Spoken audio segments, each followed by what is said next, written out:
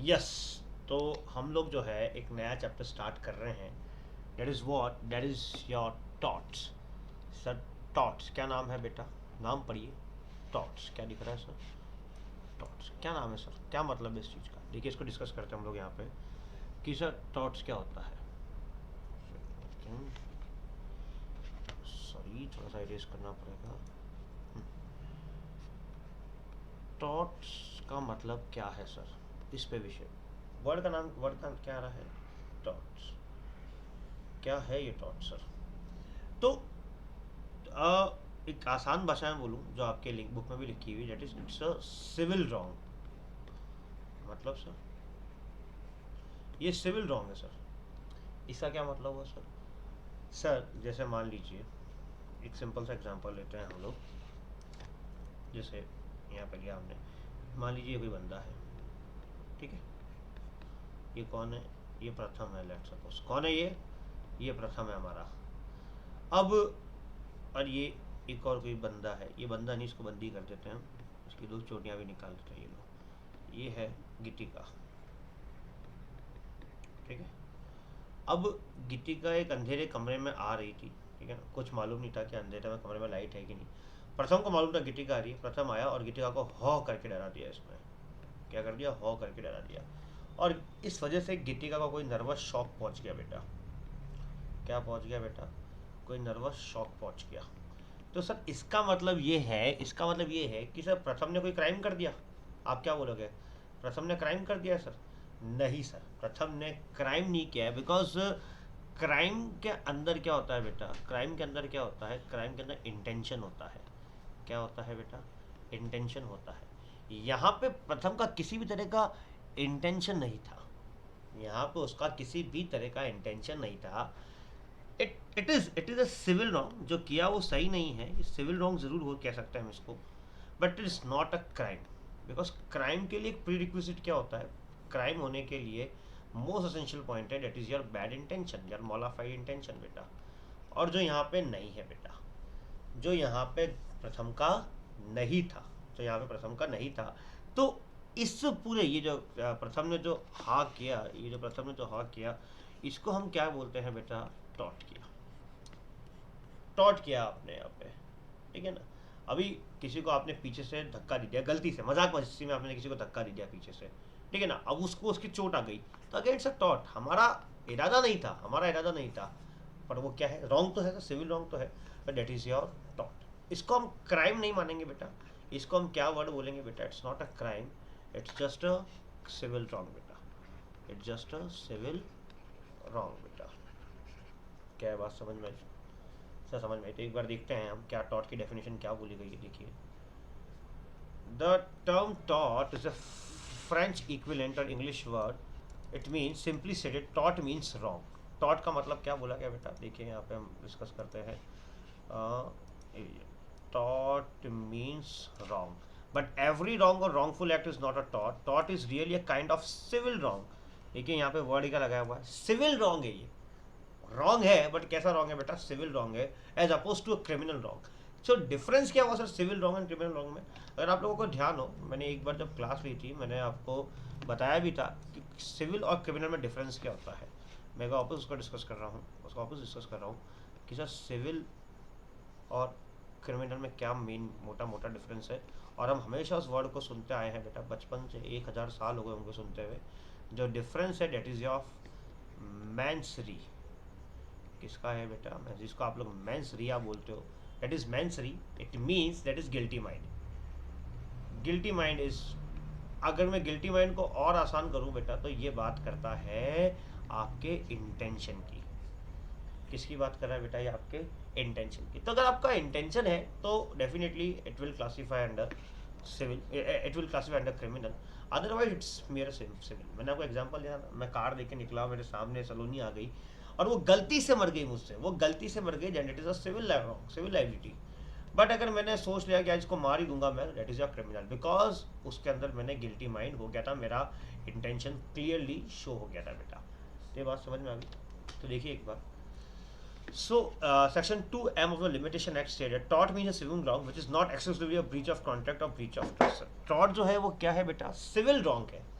Tort जो है वो सिविल रॉन्ग है। और टॉर्ट पे क्या इंक्लूड नहीं है, इन्होंने क्लियरली बोला it doesn't include a breach of contract or breach of trust. Sir simple, अगर कोई एक ब्रीच ऑफ कॉन्ट्रैक्ट हो गया है, हमारे कॉन्ट्रैक्ट में कोई कंडीशंस थी और हमने उसको अगर फुलफिल नहीं किया है, तो आप ऐसा नहीं बोलेंगे कि वो भी टॉर्ट है सर। और ब्रीच ऑफ ट्रस्ट भी आपका, आपने किसी का ट्रस्ट तोड़ दिया, तो अगेन यू विल नॉट से कि दैट इज योर एक्सक्लूसिवली, ये नहीं बोलोगे कि वो टॉर्ट है बेटा।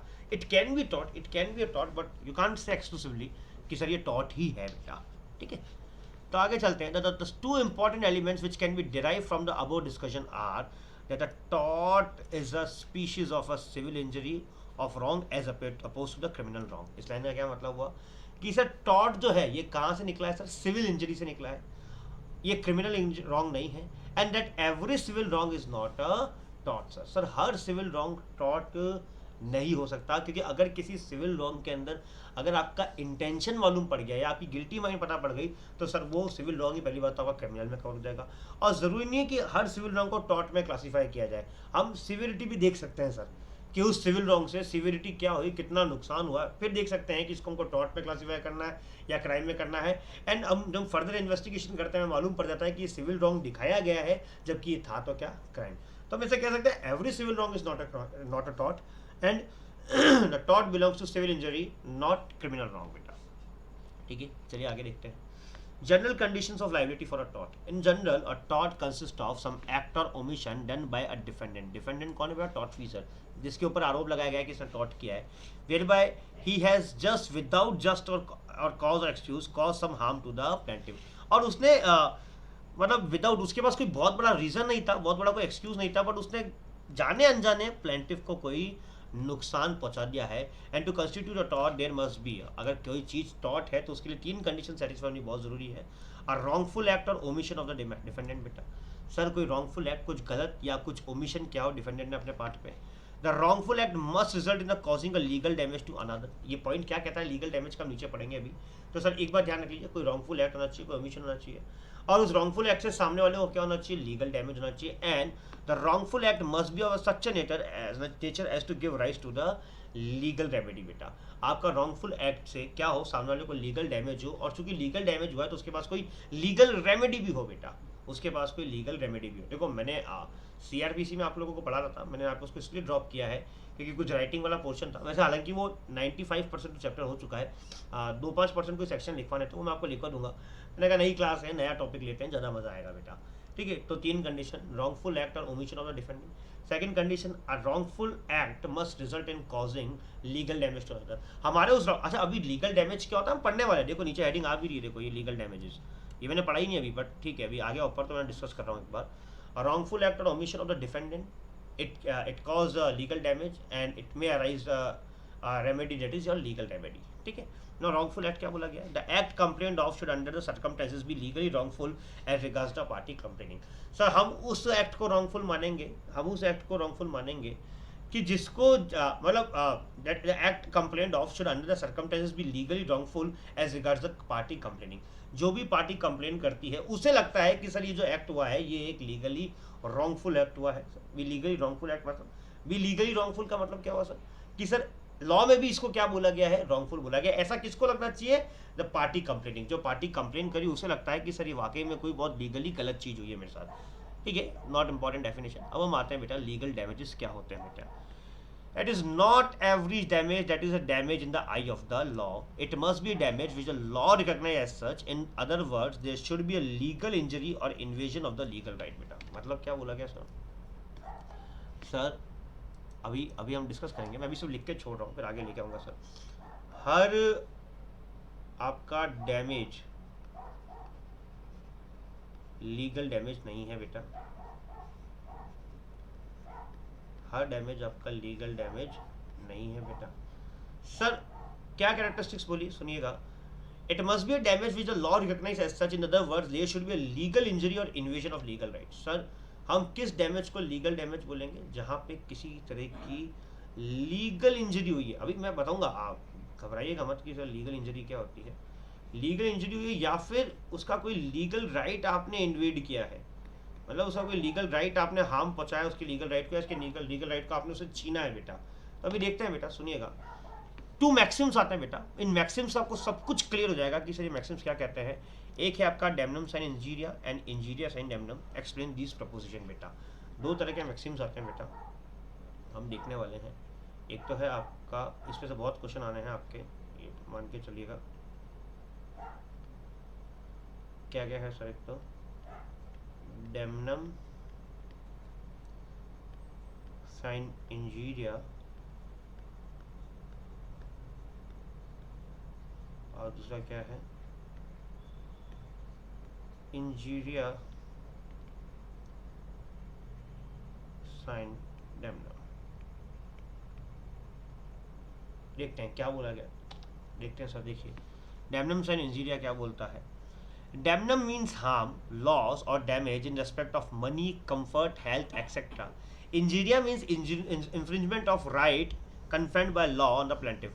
The maxim means that in a given case, a man may have suffered damages and yet have no action in tort because the damage is not to an interest protected by a law of torts. Therefore, causing damage, however substantial to another person, is not actionable in law unless there is also a violation of a legal right of the plaintiff. देखिए क्या बोला, क्या वापस पढ़ते इस language को।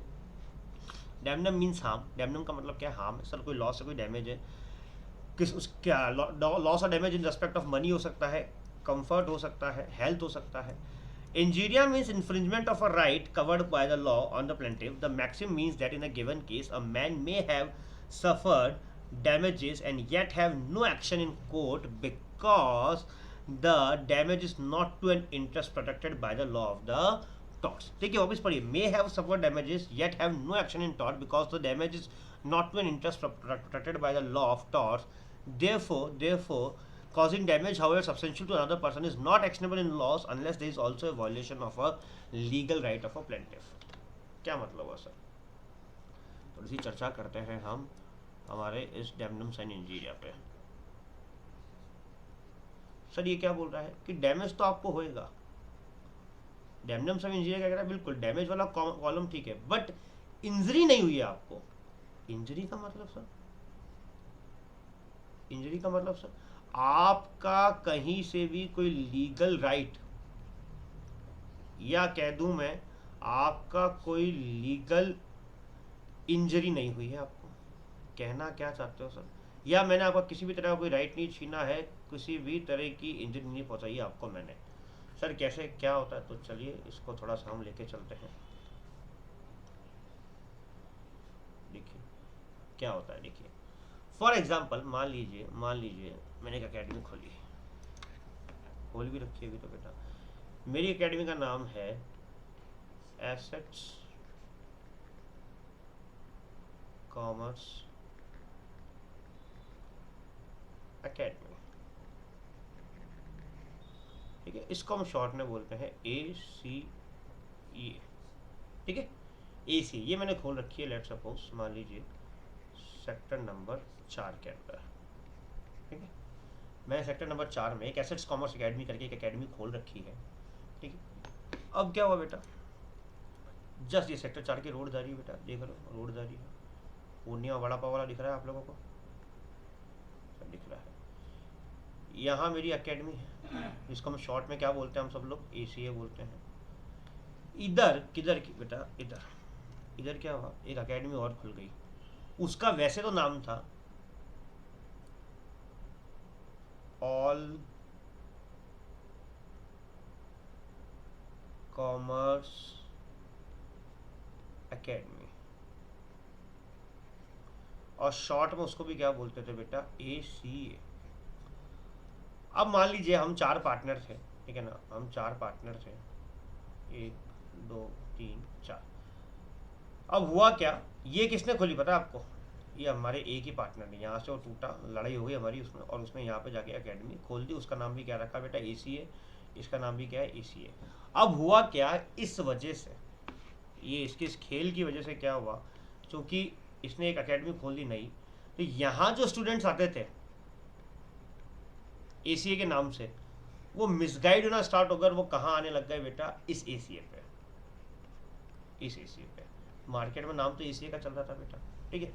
अब हुआ क्या है, देखो हमको डैमेज तो हुआ, डैमेज क्यों हुआ सर आपको, देखिए हमारे नंबर ऑफ स्टूडेंट्स पहले शायद 500 थे, अब हमारे घट के सिर्फ 100 रह गए हैं।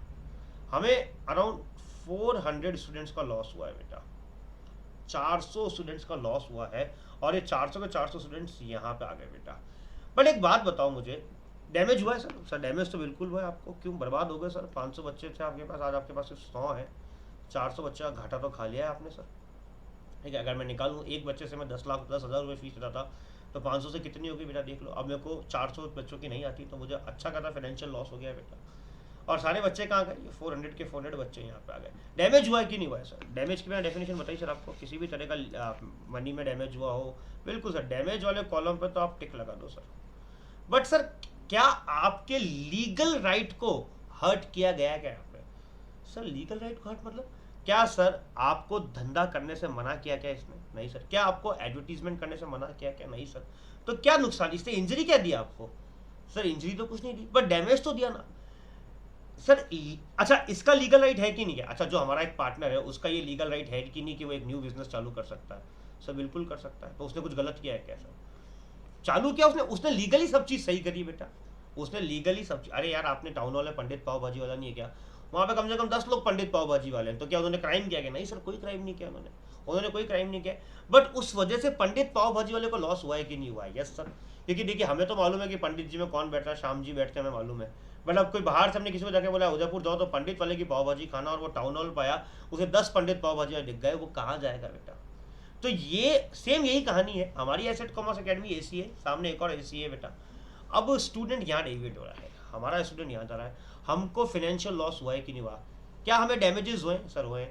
बट क्या हमारे को कोई इंजरी हुई क्या? इंजरी मतलब सर आपका कोई लीगल राइट हर्ट हुआ क्या? नहीं सर। कोई लीगल इंजरी हुई क्या? नहीं सर। तो इसी को इन्होंने क्या बोला, इसी कॉन्सेप्ट को इन्होंने क्या बोला है बेटा? इन्होंने बोला that is your damnum sine injuria. मतलब damnum means harm, loss in respect of money, comfort, health etcetera. Injuria means infringement of a right conferred by law. The maxim means that in a given case, maxim क्या बोल रहा है? In a given case, in a given case, a man may have suffered damages yet have no action in tort because the damage is not to an interest protected by law of tort, sir. And therefore, causing damage, however substantial to another person, is not actionable in law unless there is also a violation of a legal right of the plaintiff. Sir plaintiff का तो कोई legal right hurt की देखिए, इस case में defendant plaintiff कौन हो गया सर? सर ये वाला, हम लोग तो प्लेंटिफ है बेटा, हम तो केस करेंगे सामने पे। ये डिफेंडेंट है जिस पे हमने आरोप लगाया है कि तूने हमारे को नुकसान पहुंचाया। डेफिनेटली डैमेज हुआ है, तो हमने इसीलिए बोला कि डैमनम साइन इंजीरिया का मतलब क्या हो गया सर? डैमनम साइन इंजीरिया का मतलब क्या हो गया?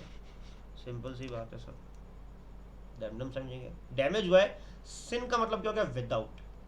लगी तो है आपको, नुकसान तो हुआ है आपको, नुकसान तो हुआ है, बट आपको इंजरी नहीं हुई बेटा, आपको किसी भी तरह की इंजरी नहीं होगी। आजकल लोग कोरोना में नहीं चल रहा बेटा, एसिम्टोमेटिक कोरोना, ये वही है और क्या सर। रिपोर्ट तो आपकी पॉजिटिव आ रही है, डैमेज तो आपको हो गया है, रिपोर्ट तो पॉजिटिव आ रही है सर, पर आपको इंजरी कोई नहीं, सिम्टम कोई भी नहीं है।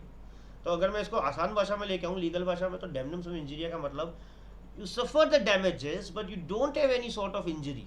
इंजरी मीन्स है द लीगल राइट और लीगल इंजरी। आपका किसी भी तरह का, मेरे को बताओ क्या डिफेंडेंट ने आपका धंधा बंद कराने के लिए आपको मारपीट करके भगा दिया उस जगह से?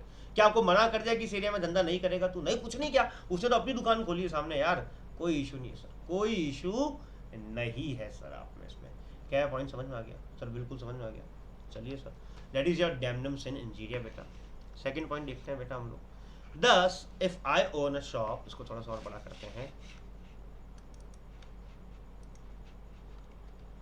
Thus, if I own a shop and you open a shop in the neighborhood, as a result of which I lose some customers and my profits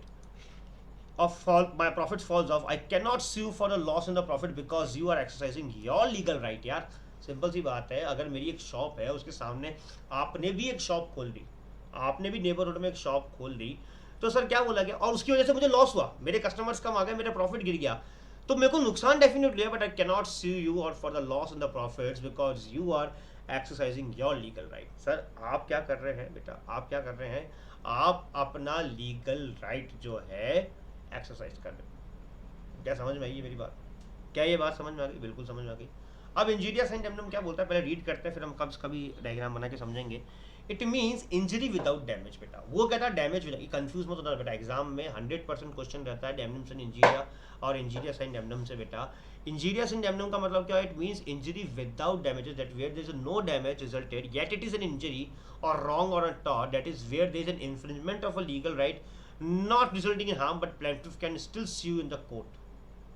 sir आपने उसको किसी तरह का डैमेज नहीं दिया है, बट उस आपने उसका कोई ना कोई लीगल राइट इन्वेड किया है, लीगल राइट या लीगल इंजरी दी आपने। This act of trespassing upon another's land is actionable even though it has not cause the plaintiff even the slightest harm बेटा। क्या मतलब है सर, अभी देखते हैं बेटा। अभी हमारा कॉन्सेप्ट क्या है बेटा, इंजीरिया साइन डेमनम, ठीक है। इंजरी का मतलब क्या होता है बेटा,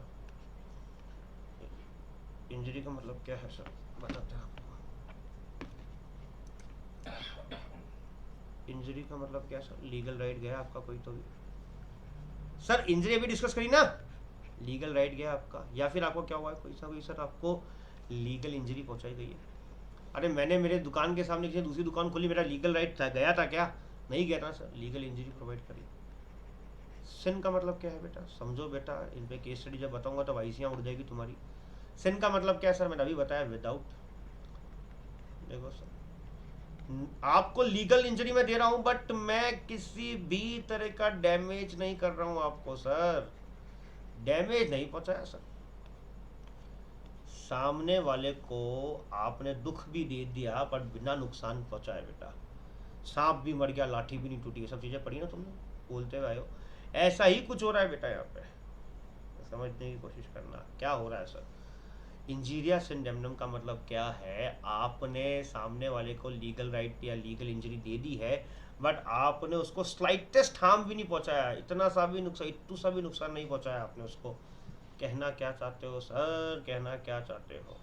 एक सिंपल सी बात सुनो, ये है मेरा बंगला, तो तुमको मालूम है बहुत अमीर हूँ मैं, तुम लोग गरीब हो, हम लोग बहुत अमीर हैं। तो ये रहा मेरा बंगला, मालूम है ना तुम लोगों को तुम कितने गरीब हो। ये रहा मेरा पता, ठीक है। अब मेरे घर में बेटा लेट सपोज, चूंकि हम अमीर हैं, अमीरों के घर में तो बेटा एक चीज़ हमेशा होती है, चोरी, ठीक है, चोरी तो होती रहती है बेटा। अब मान लीजिए हमारे चोरी तो नहीं हुई थी, हुआ क्या था, रात की 1 बजे 2 बदमाश किस्म के बच्चे तुम्हारे जैसे, 2 बदमाश बच्चे कौन कौन है, एक तो सबसे नंबर 1 बदमाश तो है, अभी बनाते हैं, तुम्हारा फोटो भी बना देंगे, चिंता की बात नहीं है। एक तो है हमारी गुंजन, ये बहुत बदमाश है, और एक हमारी ये मलेशिया।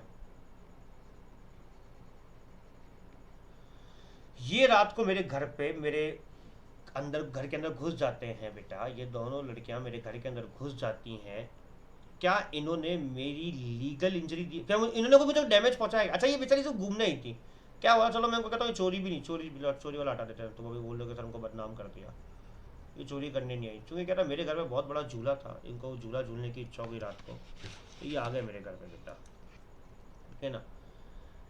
इन्होंने मुझे डैमेज तो कुछ नहीं दिया sir, not even a slightest harm, but इन्होंने एक इंजरी दे दी मुझे। क्या सर, सर मेरी प्रिवेसी में इन्होंने दखल अंदाजी कर दी कि नहीं कर दी सर।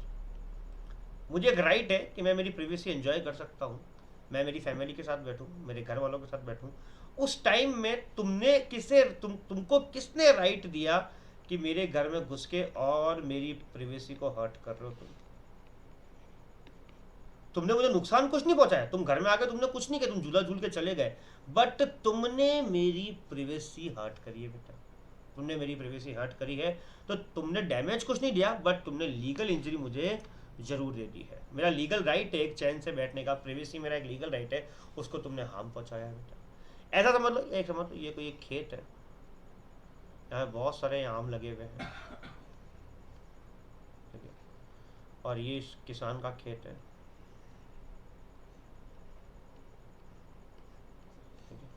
इस किसान के खेत में तुम घुस के इसके खेत में और मस्तियां कर रहे हो बेटा बैठ के, आपने एक लाइन में ट्रेसपासर्स विल बी प्रोसिक्यूटेड, ये लाइन सुनी है? बिल्कुल सर, इंग्लिश में एक चैप्टर भी था सर। आपने बिना बात की ये अपनी बाउंड्री क्रॉस करी बेटा। आपने ये बाउंड्री क्रॉस ही क्यों करी सर?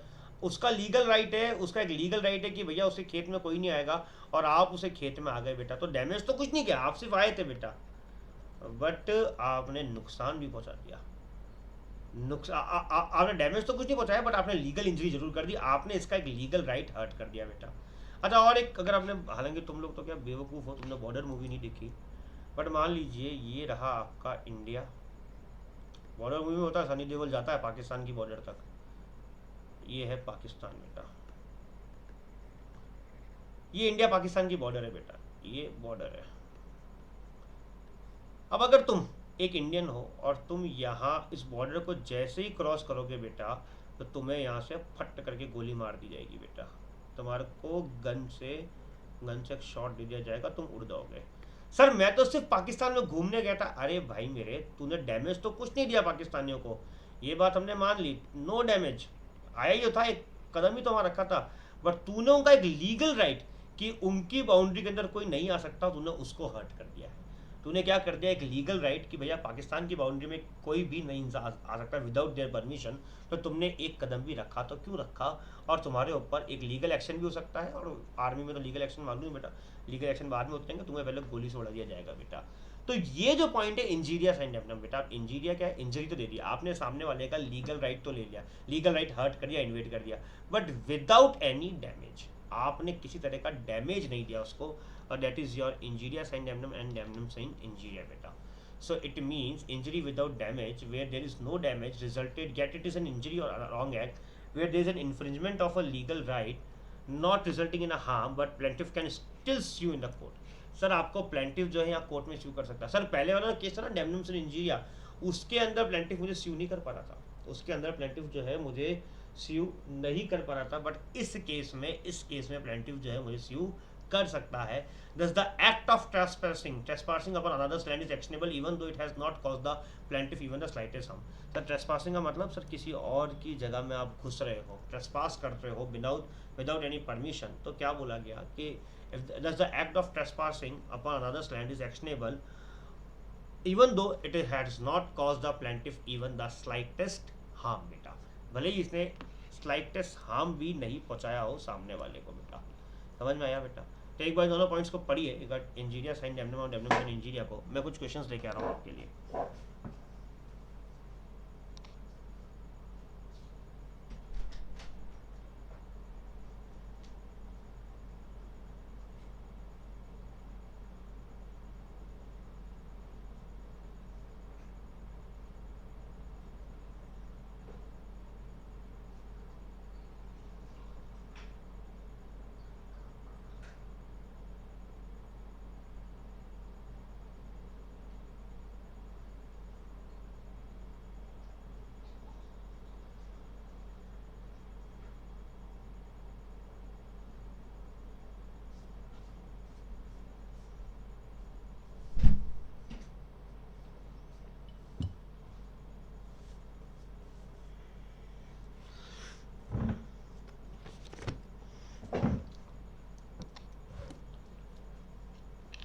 यस, देखते हैं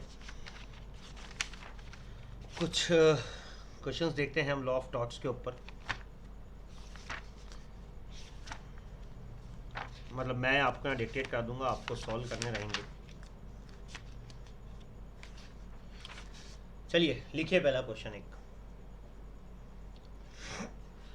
in the parliamentary election of 2019, in the parliamentary elections of 2019, Abhishek was a qualified voter. Abhishek was a qualified voter.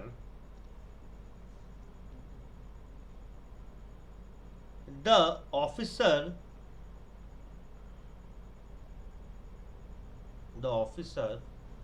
at the election booth, the officer at the election booth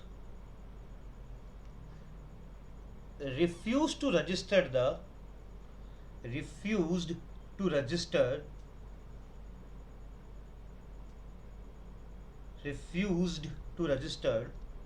the vote tendered by Abhishek. The vote tendered by Abhishek.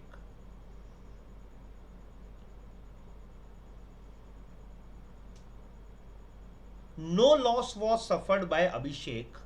No loss was suffered by Abhishek.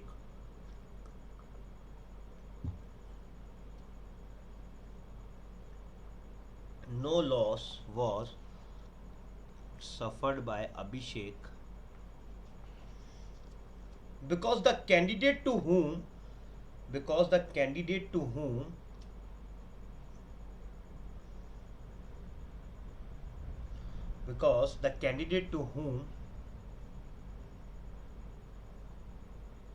he wanted to vote was declared elected. He wanted to vote was declared elected बेटा. अच्छा, अगर कुछ miss हो जाए तो video को बार बार आप पीछे जाके भी नोट कर सकते हैं, तो मैं थोड़ा स्पीड में ही बोल सकता हूँ उसमें. Yet Abhishek sued the officer for damages. Yet Abhishek sued the officer for the damages. Yet Abhishek sued the officer for damages. Will Abhishek succeed?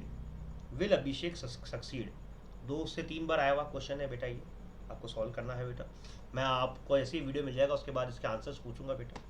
Second question लिख लीजिए, अगला क्वेश्चन लिख लीजिए. एक बार इस क्वेश्चन को पूरा रिपीट कर देता हूँ. In the parliamentary election of 2019, Abhishek was a qualified voter. The officer at a booth refused to register the duly tendered vote by the Abhishek. No loss was suffered by Abhishek because the candidate to whom he wanted to vote was declared elected. Yet Abhishek sued the officer for damages. Will Abhishek succeed बेटा? ये एक question था. अगला question लिखिए. The defendant ship owners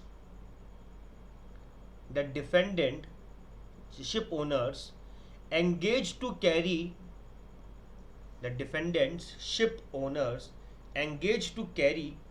tea to China. T मतलब चाय. tea to China.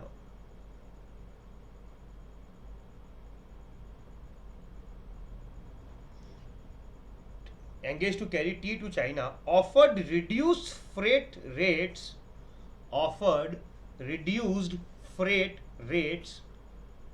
to shippers with a view to monopolize the trade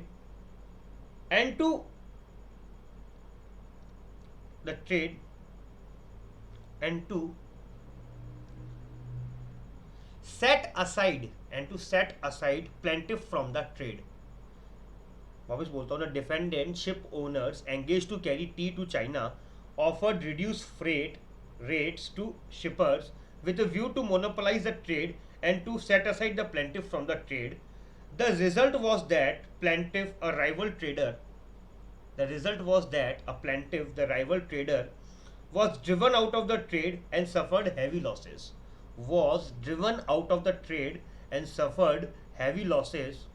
Can the plaintiff get compensation for his losses? Can the plaintiff will get the compensation for his losses? I am repeating. The defendant ship owners engaged to carry tea to China offered reduced freight rates to shippers with a view to monopolize the trade and to set aside the plaintiff from the trade. The result was that plaintiff, a rival trader, was driven out of the trade and suffered heavy losses. Can the plaintiff get compensation for his losses? ये आपका question दूसरा हो गया. तीसरा question note कीजिए, ये भी आपको सॉल्व करना है. तीनों के आंसर मेरे को आपके आ जाने चाहिए, जितना जल्दी आप लोग दे सकें. जितना जल्दी क्या, आज ये वीडियो आ जाएगा तो कल तक तो आ जाना ही चाहिए answer. A suit is filed by Raju against Chitra Cinema for restraining itself. A suit is filed by the Raju against the Chitra Cinema for restraining itself from displaying the film Santoshi Mata.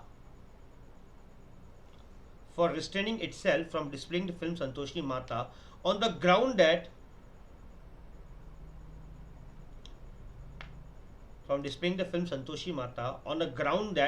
Saraswati, Lakshmi and Parvati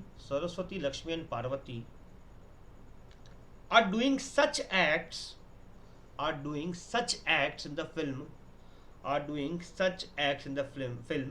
which hurt the religious sentiments of the plaintiff, which hurts the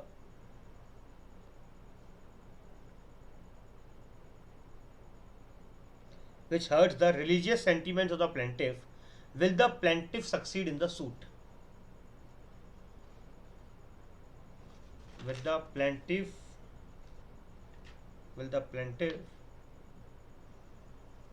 succeed in the suit?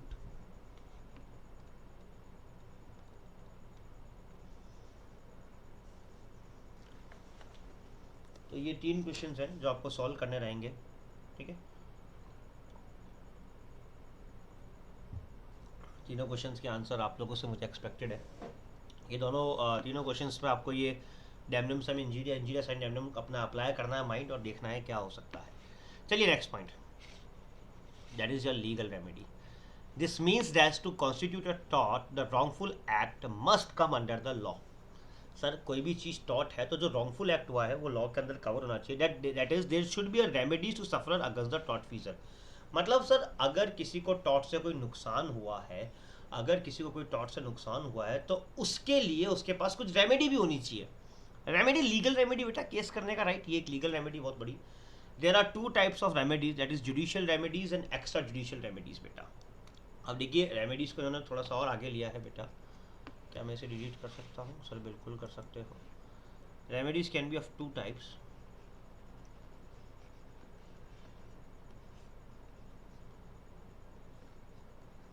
एक तो है आपकी judicial remedy,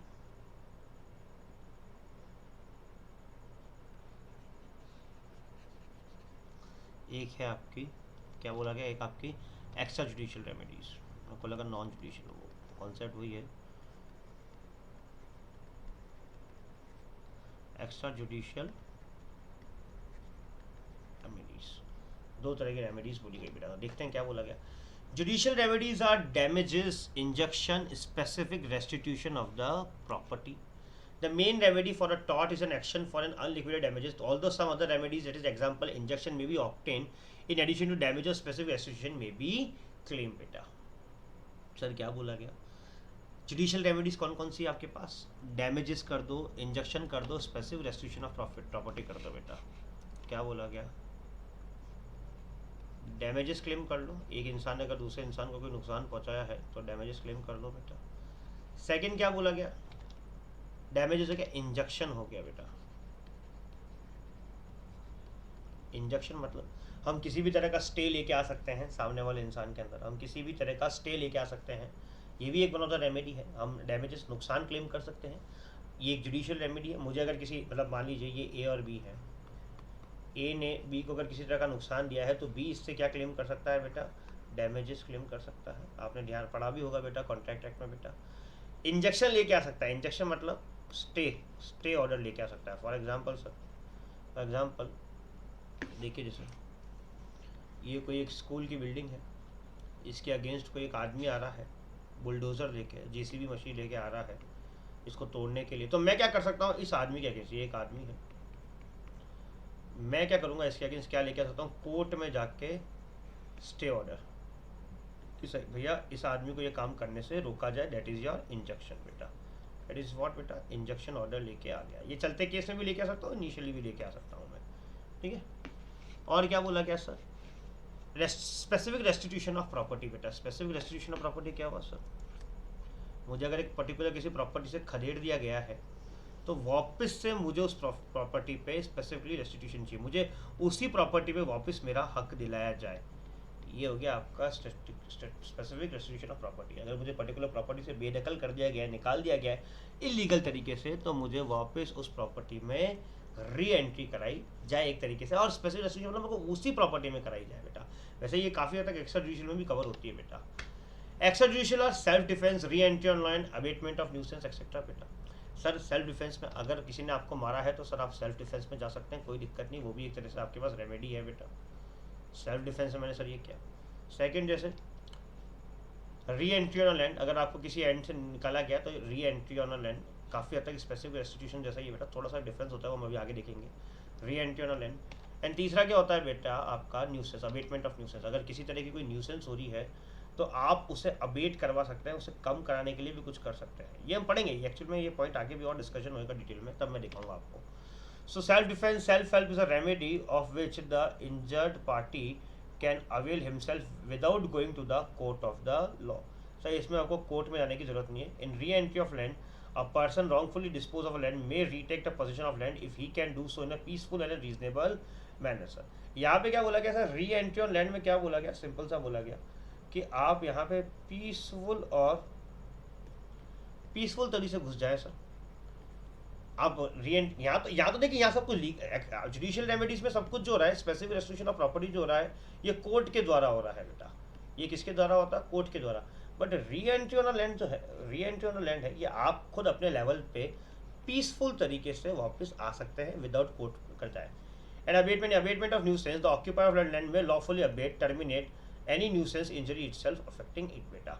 अगर किसी इंसान ने आपको किसी तरह की न्यूसेंस, अच्छा ये मैं पॉइंट, चलो इस पॉइंट को छोड़ो एक बार। अबेटमेंट ऑफ न्यूसेंस का एक आगे एग्जांपल आएगा, तब मैं आपसे डिस्कस करूंगा। अभी ये ध्यान रख लीजिए, लीगल रेमेडी में क्या क्या बोला गया सर, जुडिशियल रेमेडी उसमें क्या क्या क्या, damage injunction, specific restriction property. Extra judicial remedy में self defence, re entry on land, abatement of nuisance. तो एक बार इतना देखिए, फिर हम नेक्स्ट क्लास में काइंड ऑफ टॉर्चर्स लाइबिलिटी और ये अबेटमेंट ऑफ न्यूसेंस वाले पॉइंट को मैं आपसे डिस्कस करूंगा, फिर हम इस आगे की क्लास को लेंगे बेटा, ठीक है। तो ये वीडियो देखिए, आपको समझ में आएगा, और एक क्वेश्चन सॉल्व करके जल्दी से जल्दी मुझे इसके आंसर्स भेजिए बेटा। ओके।